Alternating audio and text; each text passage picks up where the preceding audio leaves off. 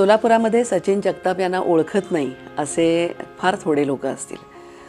वृत्तदर्शनच्या माध्यमातून त्यांनी एडिटर म्हणून कामाला सुरुवात केली आणि अतिशय कष्टाळू, अतिशय एकाग्रपणे एखादी गोष्ट करायचा जर का ध्यास घेतला तर ते करणं हा त्यांचा खूप मोठा एक गुण आहे.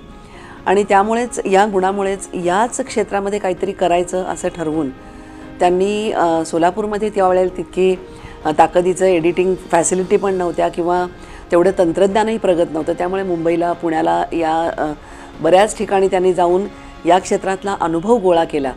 आणि आपल्या मातीचं ऋण फेडायला फार कमी लोक परत येतात. तर असं असताना सचिन जगताप यांनी सोलापुरात परत यायचं धाडस दाखवलं. आणि केवळ धाडस दाखवलं असं नाही, तर स्वहिमतीवरती स्वतःचा मोशन फिल्म स्टुडिओ नावाचा स्टुडिओ चालू करायचं धाडस केलं. आणि या माध्यमातून अनेक फिल्म्सची निर्मिती केली, डॉक्युमेंटरीजची निर्मिती केली.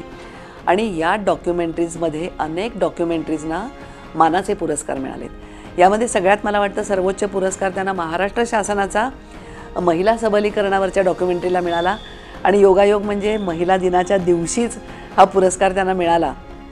त्यामुळे सचिन जगताप यांचं नाव घरोघरी पोचलं. आणि अतिशय हसरा आणि मनमिळावू स्वभाव त्यांच्या कामामुळे अनेक लोकांची, म्हणजे कलाकार असतील, डॉक्टर्स असतील, वकील असतील, CA असतील किंवा खेळाडू असतील, अशा अनेकांची वैयक्तिक संपर्क, त्यामुळे त्यांचा मित्रसंग्रह खूप मोठा आहे.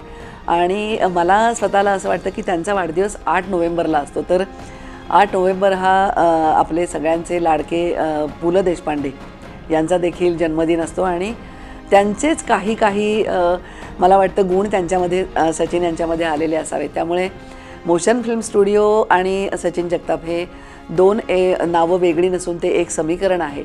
आणि हे समीकरण असंच राहावं आणि सोलापूरकरांना आणि सोलापूरला चांगल्या पद्धतीनं त्यांनी बाहेरच्या जगामध्ये प्रेझेंट करावं असं मला वाटतं.